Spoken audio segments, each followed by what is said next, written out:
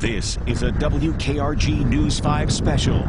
Sally, the road to recovery.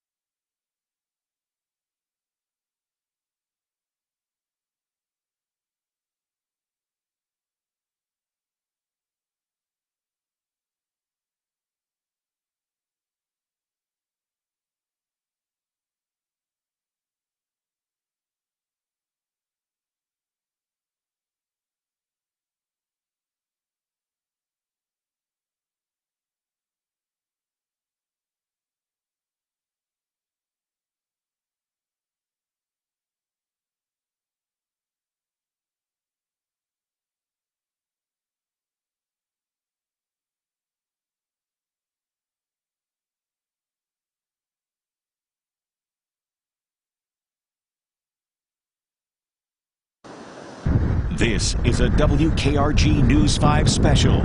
Sally, the road to recovery.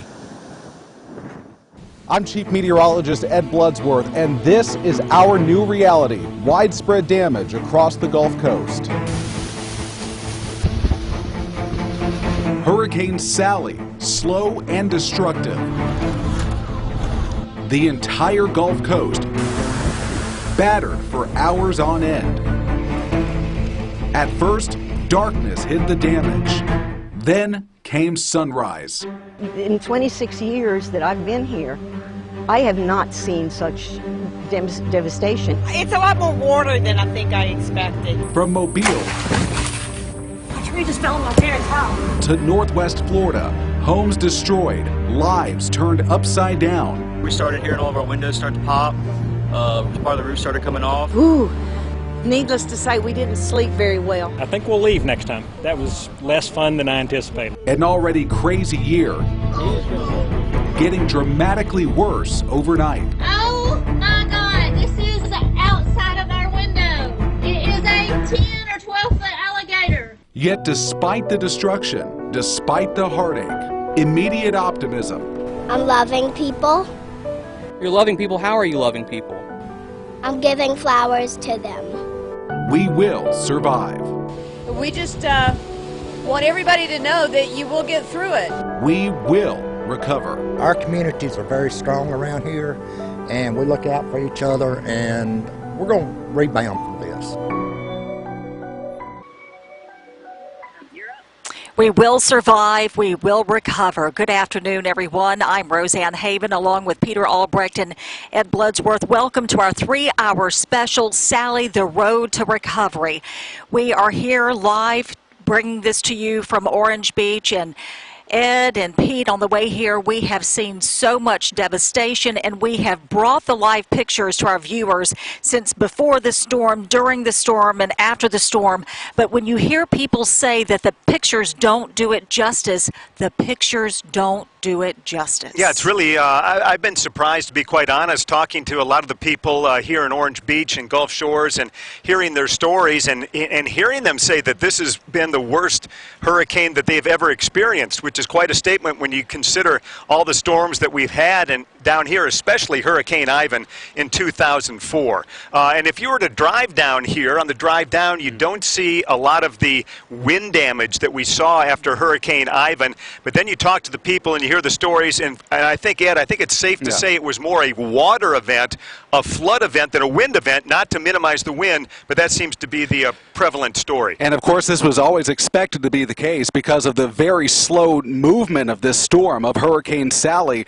And, again, we were actually looking at some nearby buildings, what appear to be water lines, which go up. I'm talking maybe 4 to 8 feet in some cases. And so it's a little bit too early to determine exactly what the height of the storm surge was. We forecasted about 7 to 8 feet, but based off of what we're seeing around here and the stories that we're hearing from viewers in this area, it would not shock me at all to see that that's where these final totals will end out. One of the most intense storm surge events this area's had in recent memory.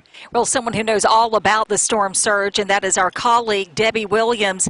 Debbie, you have seen so many storms. You're such a veteran when it comes to covering storms here on the Gulf Coast, and you had something happen to you, which I believe was a first, in that you were pulled out of your home with water coming up to it. Yeah, it's hard, the days run together, but I believe it was Tuesday night, I think. Tuesday into Wednesday morning. Yeah. And so first the power goes out, like everybody's still suffering with no power right now, or most everybody, and then you start going, well, what's that noise? What's that noise? And then you go outside to look, and then you see something. What is that? Well, it's water.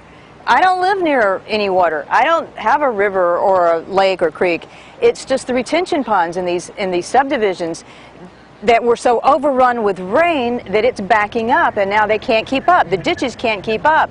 And it was that water that kept rising and kept rising, that storm surge in the wind, and that's how I think you're seeing some video now of Highway 161 here in Orange Beach. That's how boats ended up on the road instead of in the water. There are hundreds, and I'm not kidding, there are hundreds of boats that have been misplaced. We saw, and you will see later on in our show, but they are in houses, they have trees over them, and most of them are still tied to the moorings that they were tied to at the storm. And that just shows you the power of the water that we had to deal with over the last couple of days. Good news is that water is receding, and is receding very quickly. And I tell you what, folks are outside today, and they are busy bees trying to recover, and they see neighbor helping neighbor. It's really very heartwarming, disheartening to see what they're going through, but heartwarming knowing they're helping one another, and we will recover, absolutely. And that's what you see when you come down here. You see people cleaning up together. You see a lot of boats where they shouldn't be. You see tremendously long lines at the gas stations. That's just not here in Orange Beach and Gulf Shores, but throughout Baldwin County and even Mobile. And you hear a lot of people talking about their power situation.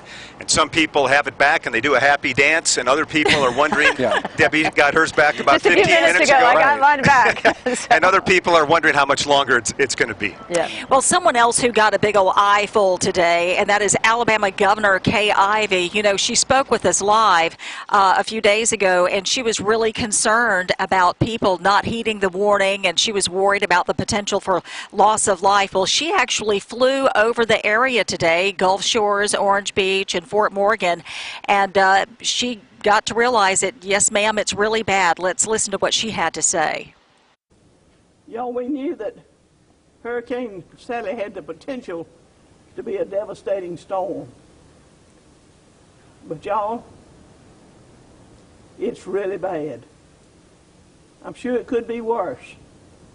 But what I've seen this morning in the flyover, Gulf Shores and Orange Beach and Fort Morgan, it's really, really bad. I know that because of the destruction of homes and businesses and personal property, there are so many, many people out here who are hurting. And we're here today because we want our people to know that we are hurting with you. But our mission today is to listen to your local leaders, to understand your needs, so that we at the state and federal level can do what we can to provide you assets to address those needs. If nothing else, people, please hear this message. The people of Alabama are praying for you. They truly are praying for you. So remember that you're not alone, and we stand ready to support you. And I know that I'm not the only one affected by Hurricane Sally, but we stand ready to support you. And not only will we rebuild, but we will rebuild stronger than ever before. So may God continue to bless each of you and the great state of Alabama. Absolutely, and we will certainly take all the prayers we can get down here on the coast. So many people are hurting, as Governor Ivey said, not only here in Alabama, but also northwest Florida. Just like here, they're having gas shortages. Long lines of people are just even looking for gasoline, and they've taken quite a hit in northwest Florida. That Governor Ron DeSantis held a news conference also this week. Let's listen to what he had to say. Just understand, if you're somebody that is just kind of going out to drive, now may not be the best time to do that. It's really slowing down being able to get all the utility trucks where they need to be. But I've asked Florida Highway Patrol, I've asked Department of Transportation, do whatever you need to do to get those trucks in because we want to get power on as expeditiously as possible. All right, someone who is joining us now is Mike Brown, the Executive Director of the Red Cross of South Alabama. Welcome, and thank you so much for all the Red Cross does. And I know you recently just got back from Hurricane Laura efforts over in Louisiana. How is that straining things? How are you able to bring help here to the Alabama's Gulf Coast? Well, it's a trying time. It's a tough year for everybody. We still actually have 19,000 people in shelters in Louisiana. So it is a strain, but we got a great team here. We have over 300 people. About 95% volunteers on the ground here, providing disaster relief for folks in South Alabama. What we're doing is immediate needs. We're doing feeding, we're doing sheltering. We've got 2 large shelters open right now. We're prepared to open more. We're doing the feeding in the shelters, of course, but we're also doing feeding at sites. We're doing street feeding in our emergency response vehicles going. And when you go out in the emergency response vehicle, you can feed folks, but you can also assess the needs. You can see how many damaged homes there are, so we can get the relief to the people who need it the most. Tell me where you've staged these feeding sites and where you plan to go. Well, our shelters are at Baker High School in Mobile, and we also just took over the shelter there at the Robertsdale Coliseum, the Baldwin County Coliseum in Robertsdale. And those are both strong shelters. We're also doing site feeding as we speak at the Methodist Church in Gulf Shores. Okay. And we're going to expand that. We're going to go to points of distribution in Baldwin County with our partners, make sure that people are fed, and we will also begin handing out emergency relief items such as cleanup kits, comfort kits. Those are rakes, shovels, bleach, gloves, toiletries that they may have lost in the storm, and provide Red Cross services across the board. Now, we've heard from several people here on the island, and they are wondering when the Red Cross will actually set foot here specifically on the island. When do you see that happening, and where specifically? Well, we're feeding again currently in Gulf Shores, and we'll be feeding here very soon. We have traffic issues like everybody else, yeah. But our emergency response vehicles, box trucks, will be coming into Orange Beach and Gulf Shores again very soon. Again, street feeding, and we'll have those sites up and running, and we'll have that on social media and let everybody know where we are. What can the average person do to help the Red Cross help others en masse? The best way to help is cash donations. When you give cash, that goes immediately to the clients. Every family's needs are different. That helps the Red Cross. We've been doing this for over 100 years. We know how to provide that relief. If you provide cash, it's instantaneous relief. If you also can go to redcross.org and make an appointment to give blood, or you can go to redcross.org and volunteer. Tell me, for people who don't have monetary donations or they don't have the money to give, what else can they do? You mentioned the blood. Blood donations. Are you taking volunteers at this point? We are. We are taking volunteers. You go on to redcross.org, click on volunteer, and there'll be a whole array of different ways to volunteer. We've got damage assessment volunteers, shelter workers, ERV drivers, emergency response vehicle drivers. There are a lot of different ways you can help with the Red Cross. Okay, now I think your mic may not have been up when we were talking about Hurricane Laura because you have so many crews still over there in Louisiana. Yes. You said about how many? Well, we have 19,000 people in shelters in Louisiana, so it's still a huge relief operation. And the thing about the Red Cross is I've been at this since 2001. We're always in early, and we don't leave until we're no longer needed. So we're there till the bitter end, and we'll be in Louisiana for a long time. We've got thousands of workers in California wildfires. We still have people working the Iowa storm. So it's a great team. We've got tens of thousands of dedicated volunteers, but we could always use more. Since you've been with the Red Cross for so long, how would you compare the Hurricane Sally disaster to other storms? Well, the thing about Sally was she was so unpredictable, and I've been following hurricanes a long time. People went to bed thinking they were looking at a strong tropical storm maybe, and it ended up being a Category 2. So a lot of people that would have evacuated did not. So they got caught off guard, and that makes it tough. So there were a lot of course, rescues. You heard about that. And then the Red Cross has to wait, of course, till it's safe for our workforce. Sure. Once it's safe, we come in and provide that relief. All right, Mike Brown, the Executive Director of the American Red Cross, South Alabama, thank you so much for joining us. And I believe we're going to show some video. I need Kendra to tell me what video we're looking at right now. We're going to look at the video of Perdido Key right after the storm came through on Wednesday morning. And just so much destruction in that area. And you can really see how high the water got into a lot of houses there. A lot of really strong winds and driving rain. Number of boats displaced there as well. That's been an issue across the Gulf Coast.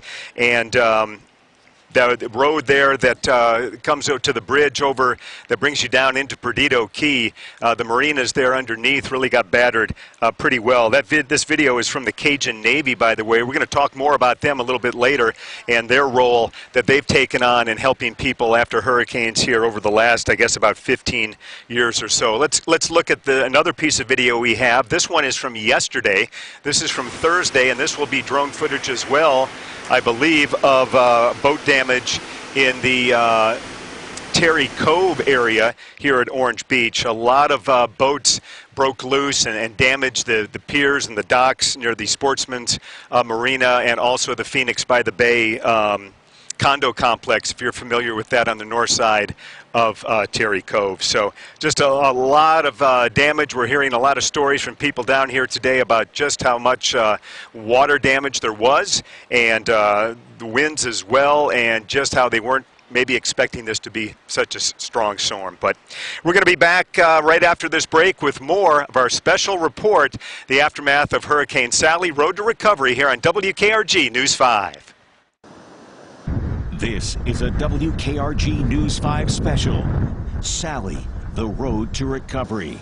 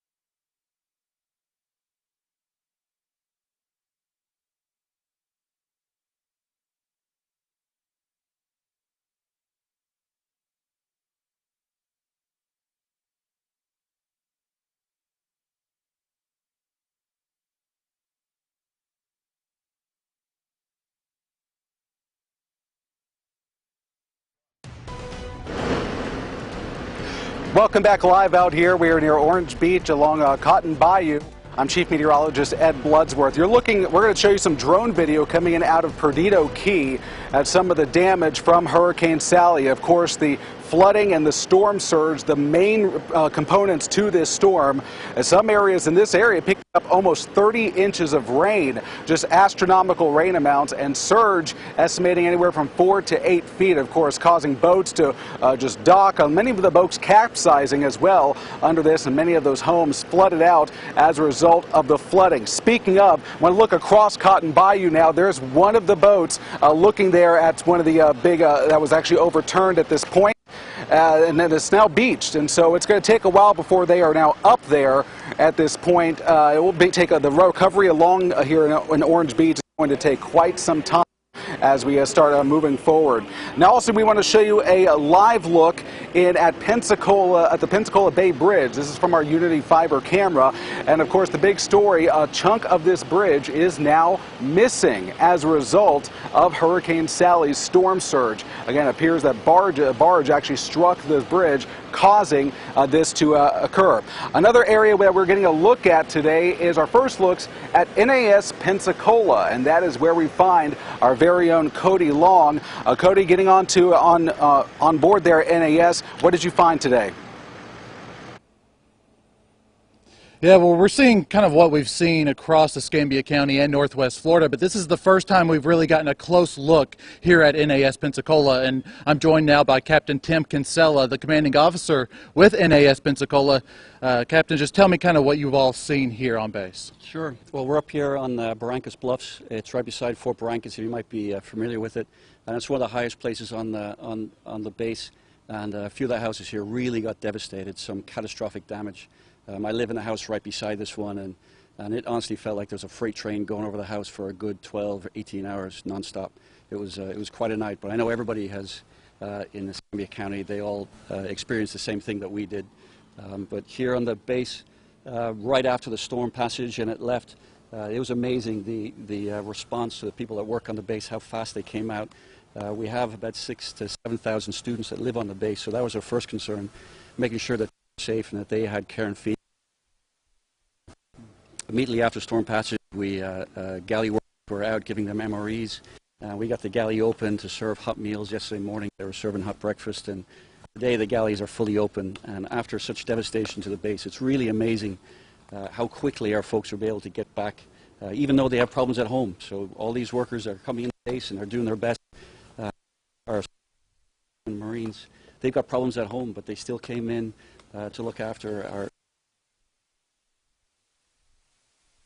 We were in Coy Station, and it warmed my heart to see hundreds and hundreds of sailors, Marines, and airmen that are out there picking up branches, tree limbs, putting them in bags and cleaning up, trying to get our base, the base that we all know and love so well, getting it back to normal, getting us back to operating conditions as normal.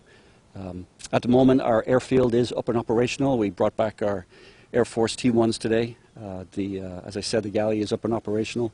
We're only down to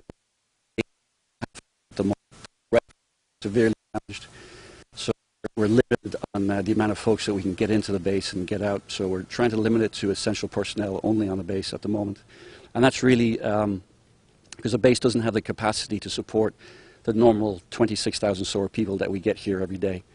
So we have to think about their safety. There's still down power lines, there's still trees blocking the road, and we're getting a lot of support and a lot of help from our Navy family, our Navy community, to get here and help us get the base back to normal. So it'll be like a phoenix rising from the ashes, I guarantee you.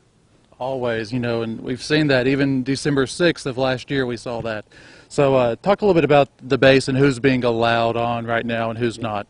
Well, it's up to the tenant commands who the essential personnel. I tell them that we're down to essential personnel, and then I leave it to those tenant commands to decide who's important for them to come on board or not.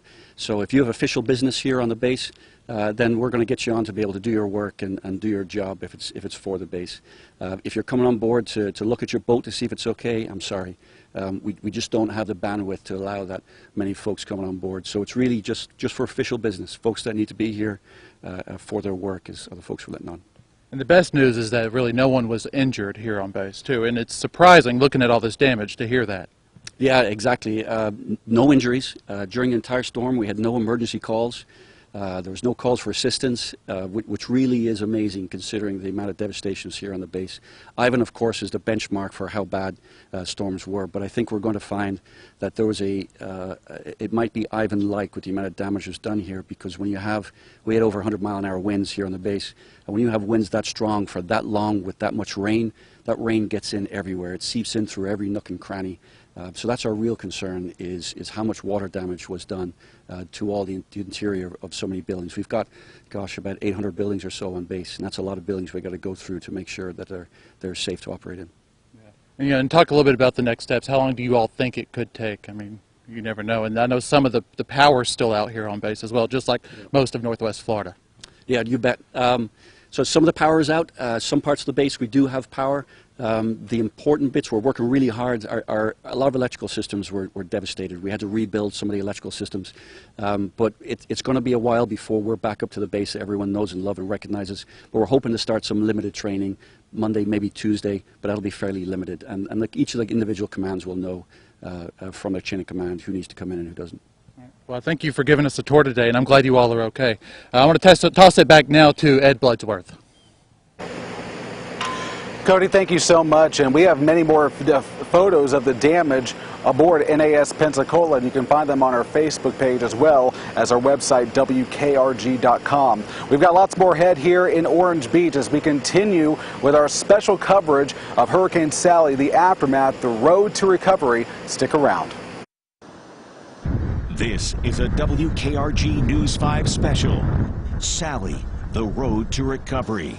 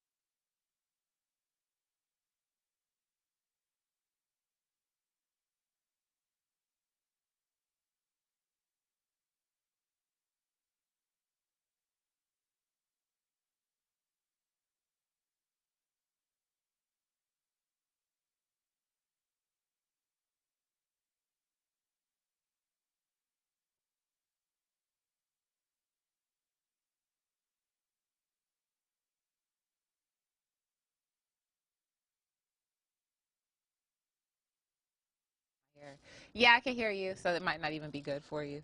I think I have I don't know whose this is. Okay. Thank you. I don't what? Thanks, girl. You cut it. Okay.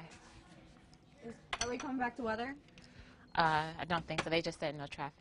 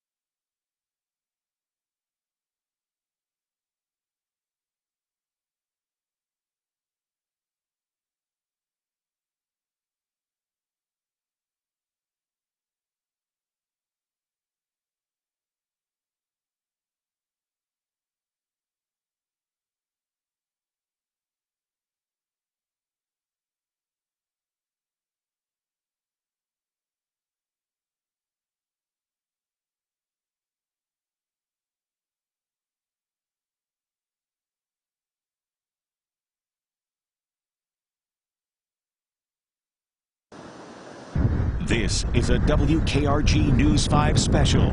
Sally, the road to recovery. Welcome back to WKRG News 5, Sally, the Road to Recovery News Special. Several animal shelters in our area have asked for help finding homes for pets in need. Cherish Lombard joins us now in the studio to tell us more on what you can do to help. Yeah, Devin, all of these animals you're looking at, and you're going to see some more in just a moment. They're all dogs at the Baldwin County Animal Shelter in Summerdale. Now, these are just some of the 82 dogs there in need of homes. There are also cats who rode out the storm at the shelter. So here's where you come in. If you can adopt or even foster, please contact the shelter. The best way to do that is through Facebook. You can send a message on the Baldwin County Animal Shelter's Facebook page.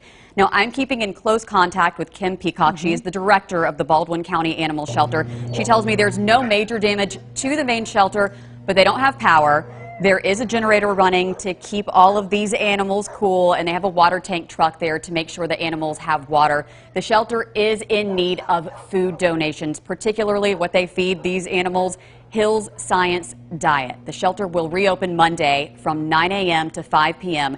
Those are the hours, Monday through Friday of next week. So you can drop off donations, and they also need cat litter, they need blankets, towels, and pet beds. Now, as you know, there's also a lot of damage in Pensacola. The shelter director there at the Pensacola Humane Society, Jennifer Bittner, tells me dogs and cats at Pensacola Humane are all okay.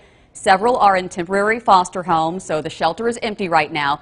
They'll go back to the shelter once power is restored and it's safe for the animals and volunteers as well as employees. Now, the Pensacola Humane Shelter itself is damaged, as you can see here. Exterior damage, a lot of trees down. The pet cemetery, that's what you're looking at.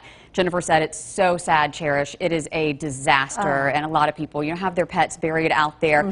So here's what they're asking of you. If you have a tree service and you'd like to help out, please contact the Pensacola Humane Society.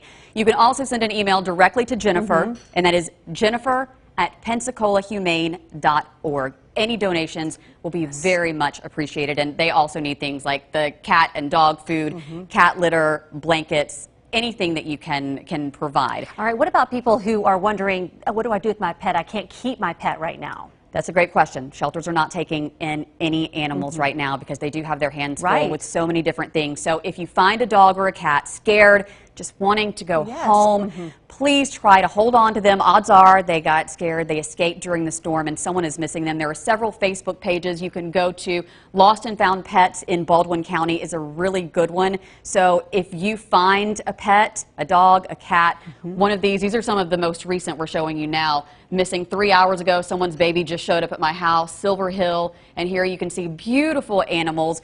Please make sure you go to this page. There's one in Fairhope, there's one for Daphne, but again, this one is Lost and Found Pets in Baldwin County. So organizers are asking anybody, if you lost your pet, contact your local animal shelter or go to one of these pages so we can help get these pets reunited with their owners. That's our ultimate goal. Thanks, Cherish. This is a WKRG News 5 special. Sally, the road to recovery.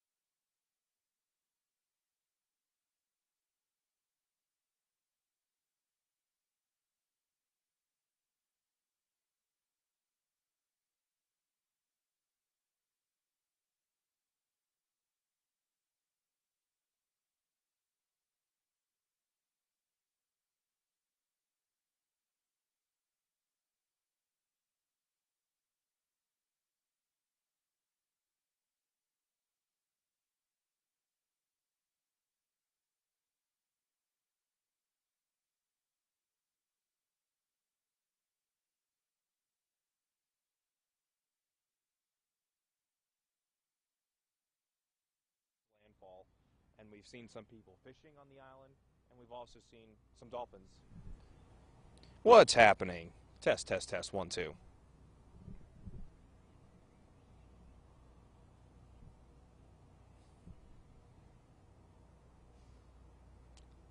I'm ready whenever you guys are.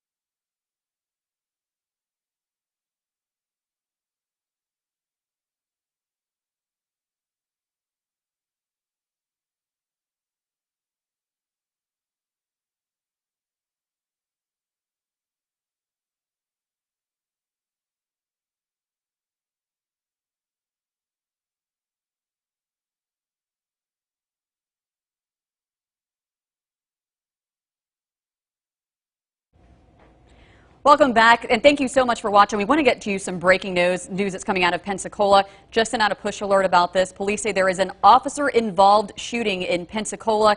It was reported on Intendencia Street in the area of B Street and Garden Street. In the middle of so much going on in Pensacola. We have a crew en route, and we'll bring you the very latest on this officer-involved shooting. And actually, we are taking a live look here on our WKRG Facebook page. Our crew just arrived. You can see plenty of law enforcement vehicles on the scene, Sheriff. So this looks like a neighborhood, and we're trying to gather information about exactly what happened here. And obviously, if you are in Pensacola and you're watching us, thank you so much. Please avoid that area. B Street and Garden Street is right around Intendencia Street. You can see that is impassable at this point.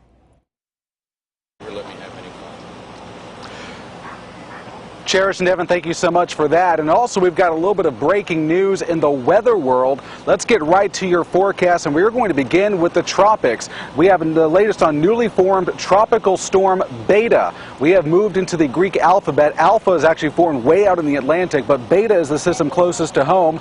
This system has 40-mile-per-hour winds, and let's show you the forecast track for Beta. It'll be another slow mover, moving north and east, and eventually it'll start to slow down and take a turn to the west. Now, this will come very close to the Texas Gulf Coast, but the official track keeps this sort of hugging the coast and then starting to move north and east along the Texas coast. The long-term forecast is still up in the air regarding Beta, but we will certainly keep you updated on that. Let's take a live look outside from Gulf Quest Museum. We've had a good bit of cloud cover today, mid and high-level clouds. Moving over to our camera at the Wind Creek Casino and Hotel in Atmore, also a mostly cloudy sky. Occasionally you may see some sprinkles, but for most of us it's just a breezy afternoon. And finally, from Fort Walton Beach this afternoon, thankfully the seas are much more calm than they've been the last couple of days, of course, as Sally has long departed. Temperatures today, we've managed to reach the 80s. In some areas we'll be falling into the 70s very, very quickly. We actually have a cold front sliding through as we speak. Here's a live look at the radar, and really not too much to show you, but despite this front moving through, it's not really triggering much in the way of any significant rainfall. And we take a look at the satellite picture across the southeast. Again, it's a weak front sliding through. We're seeing a lot of extra clouds actually streaming in from what is now Tropical Storm Beta. Let's get to the forecast model and take you through the upcoming weekend. Here's the good news for folks who are going to be out cleaning up. We're going to be seeing some cooler temperatures, mostly cloudy skies tonight, and we're going to be dealing with a good bit of cloudiness through your Saturday and also your Sunday. Now, Saturday, we'll start to bring up your rain chance just a bit. We'll call for a few spotty showers here and there, nothing too heavy expected, and we'll keep in that rain chance as we start moving into Sunday. Expect, again, mostly cloudy skies. You may see some peaks of sun very late in the day, but again, more clouds and sun expected through our upcoming weekend. Overnight low temperatures tonight will fall into the 60s, and tomorrow It is a 30% chance that you will need your Green and Phillips umbrella. High temperatures tomorrow with the clouds and north breezes held below average. Highs only in the upper 70s. That's 10 degrees below average. Let's go ahead and move right to the extended forecast. Again, a stretch of below average temperatures. It's going to stick around for quite some time, all the way through early next week. Highs in the 70s. Morning lows will be in the lower and middle 60s. Now, by the end of the period, into the end of next week, we will have to start bringing up your rain chances, all just dependent on what eventually happens with Tropical Storm Beta. So we'll talk a lot more about that in the days ahead. We are continuing our team coverage out here on our special Hurricane Sally, the road to recovery. We'll be right back. This is a WKRG News 5 special. Sally, the road to recovery.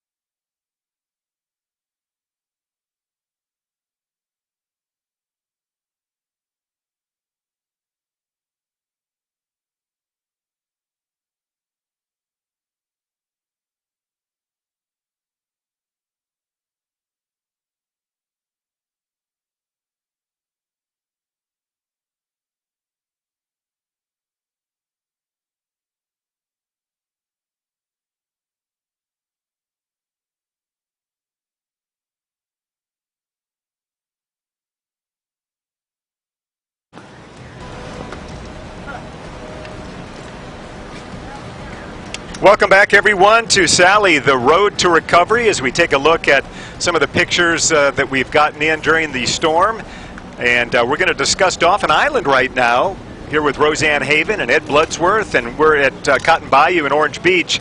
But of course, Dauphin Island was hard hit by this one, and we spoke with the mayor, Jeff Collier, when the storm was coming through and shortly afterward, and I think he kind of expressed the feelings of that community and that it was a lot worse again. That's what we're hearing than we thought it was going to be. It just lingered and wouldn't go away and got pounded by rain and also some wind damage. Absolutely. And you, along with Thomas Gieboy, can give us more information as to the science, which Dauphin Island, it gets hit on a regular basis whenever we have a good storm.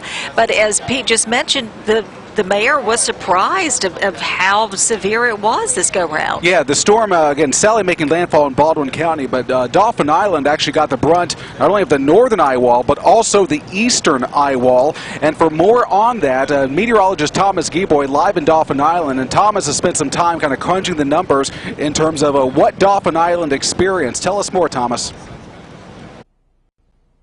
Yeah, Ed, Dauphin Island, the damage is more than what you would normally expect for something being on the western eye wall. Of course, we have some water damage, and I have Nicholas that looks like it has sunk, and we're near the Coast Guard sector. We're also near Magnolia Park, if you're familiar with that, on Dauphin Island. But the main story with Dauphin Island really looks like it's the winds, and normally you would associate the damage with Dauphin Island being on the west end and with the water, and you just have things that just shouldn't be there. And we also have tons of down power lines. You also have a camper that had a tree fall on it as well. And then as you just go over to the park, the tree damage is just kind of unrelenting in a lot of spots. And as Ed was mentioning, I was talking about some of the numbers, and I crunched some of the numbers, and something to keep into consideration at 6:37 p.m. on Tuesday. So we're talking about 12 hours before landfall. On our graphic system, we were measuring wind gusts on Dauphin Island at 75 miles per hour, 77 miles per hour on Fort Morgan. So you're talking about a long extended period of time of seeing those stronger winds. And also, looking at the data from Mobile, the downtown airport, it looked like about 17 hours straight with at least tropical storm force wind gusts.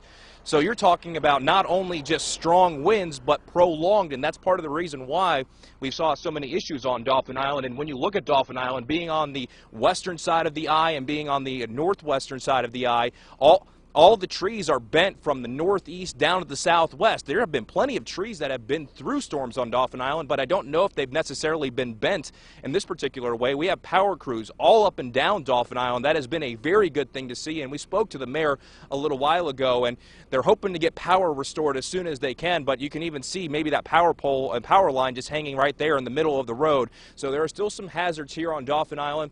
But there was definitely a ton of winds, and on our graphics, again, we saw a wind gust measured around 120 miles per hour, so some significant wind, also some flooding, especially on the west end. You would normally expect that as well.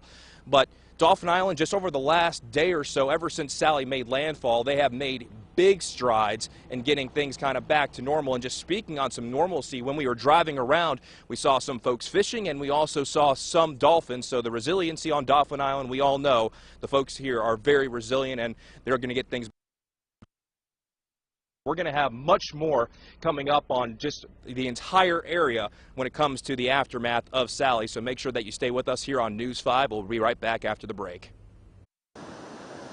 This is a WKRG News 5 special. Sally, the road to recovery.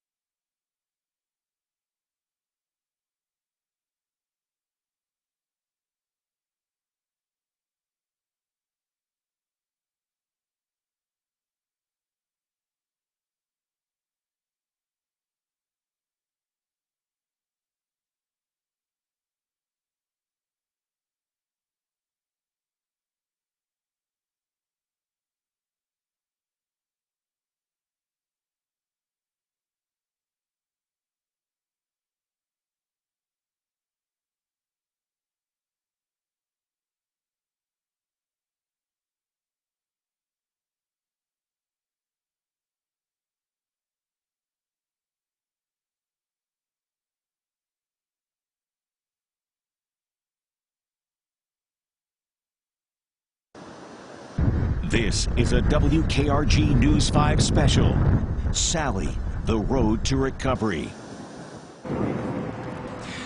Welcome back, everyone. We've been talking a lot about boats following this storm, and I'm joined by Sports Director Randy Patrick, and we're talking, Randy, a lot of boats damaged, a lot of damage done by boats that broke away. You're a big sportsman. You're super familiar with this area and with boating, and before this had been a banner summer for boating. Absolutely. I'll tell you, we have shown a number of boat parades throughout the summer, and of course every holiday, whether it's Memorial Day, July 4th, or Labor Day, you see thousands and thousands of boats out there around Robinson Island and all the waterways around the Gulf Shores, Orange Beach, Perdido Key, Pensacola area. And those are some very expensive boats, and we're going to bring in a boat dealer, Drew Wilson, from Harbor View Marine over on Canal Road in Orange Beach. And Drew, this shows that the business was booming here during the pandemic. This was actually a year where you guys are putting up record sales, right? Yes, we were.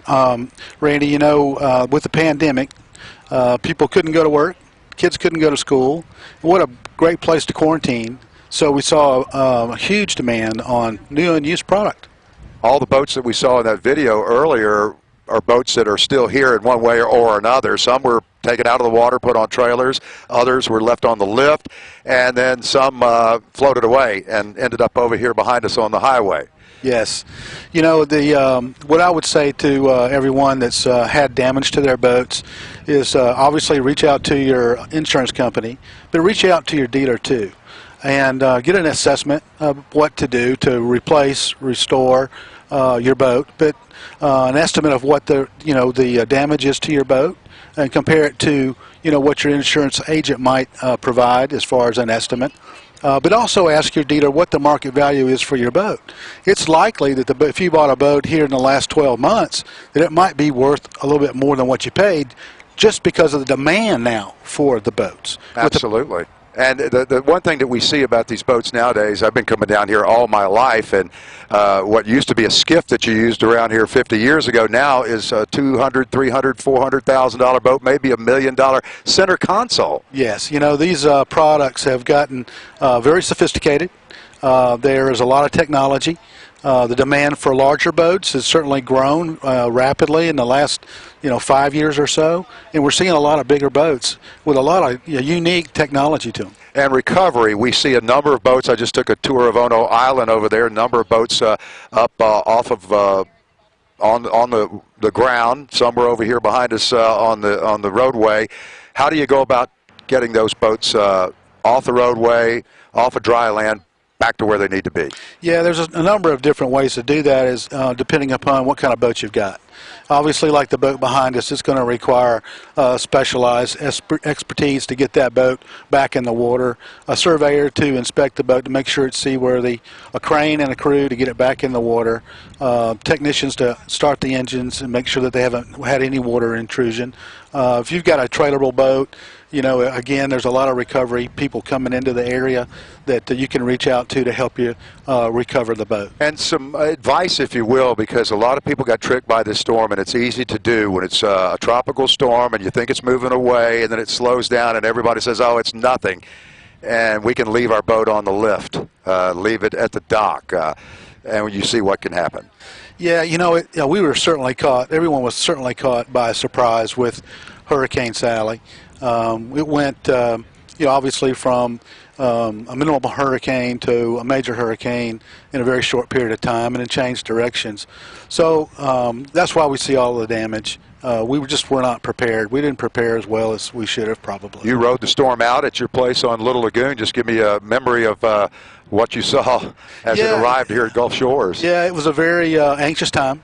It was at night, and it was very loud. It was like a fire hose against the east side of the house for several hours. It was something you'd never forget. Well, Drew, I'll tell you, the average customer around here has really changed in the last 25 years or so. It used to be just locals coming down to buy boats. Now you see people who own homes here from literally all over the southeast, Midwest, that come down here and want to live the good life, need a boat. Yeah, you know, Randy, this is a great place to boat. This is Baldwin and Mobile counties, Northwest Florida, is a huge boating community. A lot of people have seen this before. The boat dealers in this area are some of the best in the country, employing some of the best technicians and service crews out there who are, after the recovery effort, will be eager and anxious to help you after that. They'll be able to get back into the groove, get the lights back on, and they'll be able to respond and help you restore, assess, and then replace your boat. All right, well, we look forward to the day when we see Cotton Bayou full of boats and people trailering in and out after having a great day of fun on the water, because that's what it's all about. But this part of it is not a lot of fun. No, but it'll be a springboard for a lot of new things. You know, I think you'll see a lot of new development, repair and replacement of not only homes and condos, but also boats. All right, thank you so much, Drew. I appreciate you stopping by here at Cotton Bayou Marina to talk about the booming boat business, and now just kind of pause right now to get through this Hurricane Sally business. Thank you so much. Yes, sir. My pleasure. All right, Randy, we're talking mostly about pleasure boats there, but when you think about shrimp boats, maybe down here in Baldwin County, you think about the Bon Secours area, and our Blake Brown was out there today surveying the damage, and he has this report for us. Yeah, Hurricane Sally didn't just impact our coastal communities. This storm impacted a lot of communities far inland in Baldwin County. It was a scary Wednesday morning for Matt Rogers and his dog Kip riding out Hurricane Sally in Bon Secours. It happened, it transpired in 4 seconds. It's surreal, like a dream, but I thought I was dead. I thought I was going to get caught up in the tornado and taken down the road, to be honest with you. I was just hanging on for dear life. He says the tornado touched down behind his home, and within seconds, the wind grew stronger. The building shattered, cracked on each side, and the whole building levitated about 1.5 feet.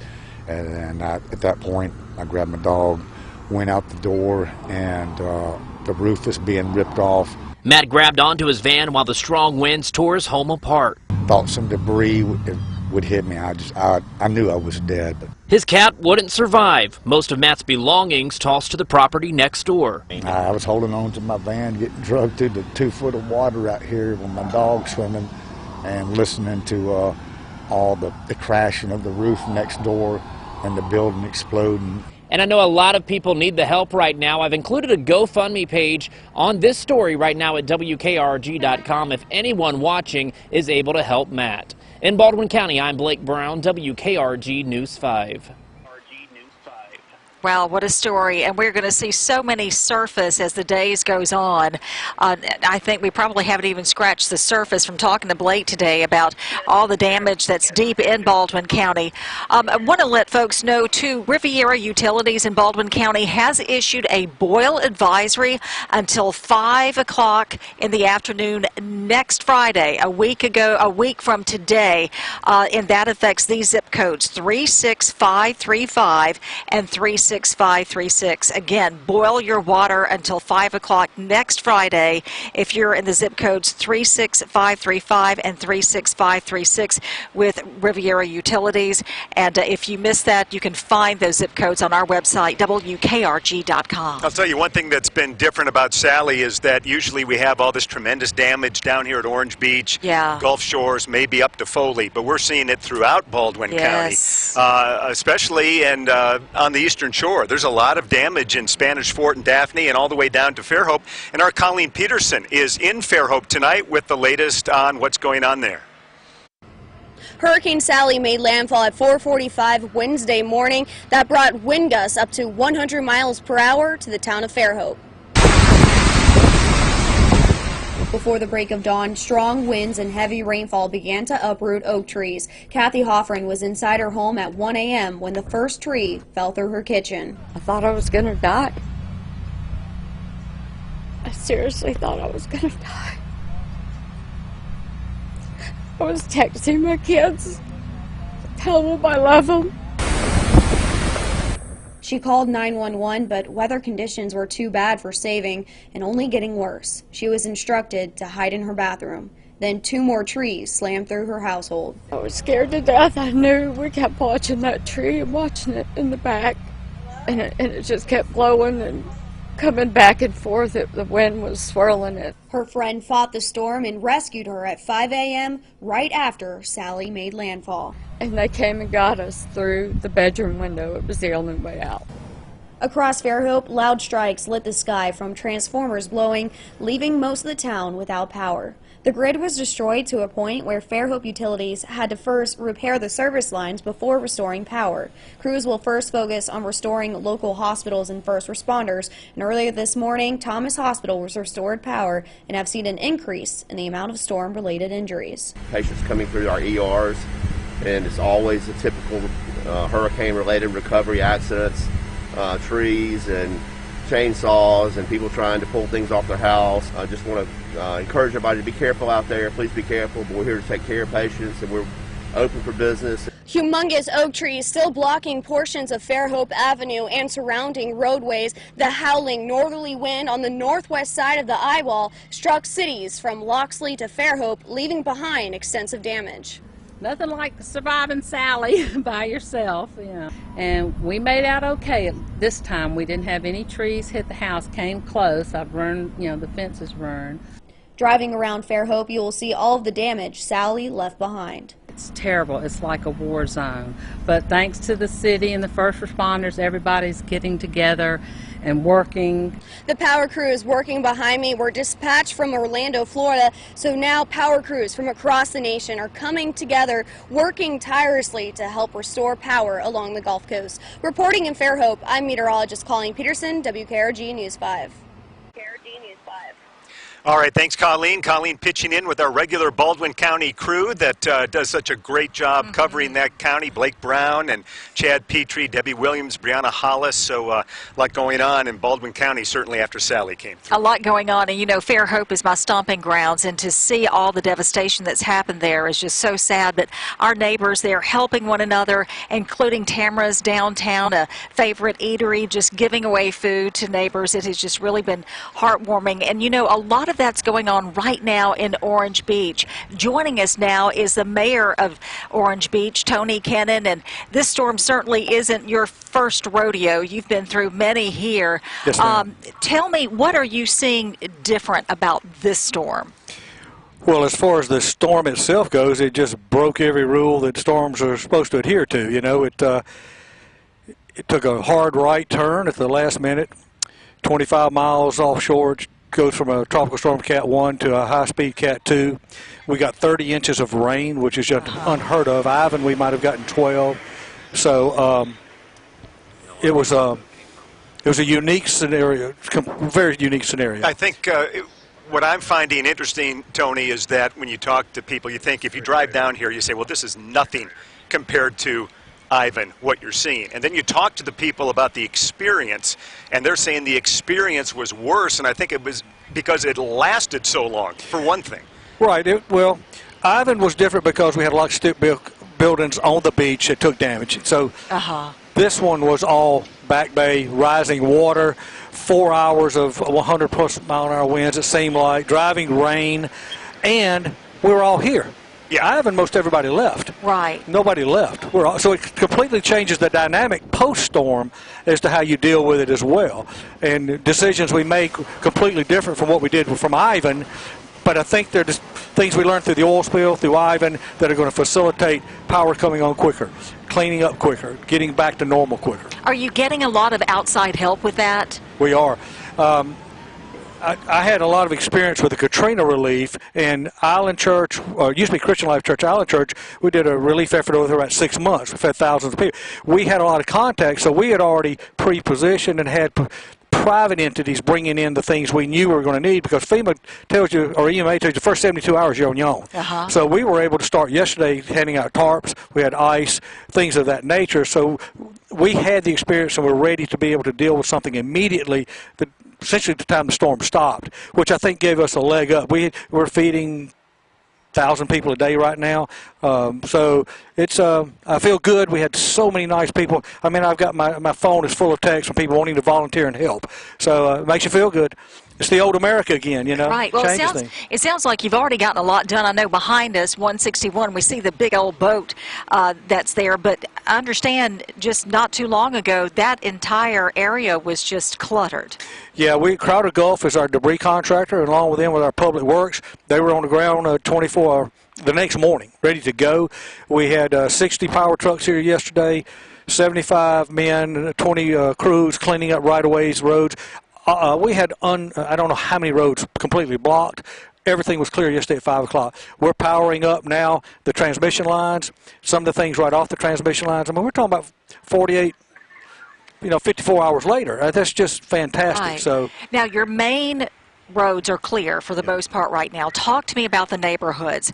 We rode through the neighborhoods in some of these back bays where folks are just devastated. What would you say to them right now about getting help to them? Oh, well, it's heartbreaking, but we have a single portal, which is my desk, coming to my secretary. So anybody that needs anything, it doesn't matter what it is, medical, physical, they need a ride, they need food, whatever they call, and then we start doling them out and we take care of them through our city employees or city services.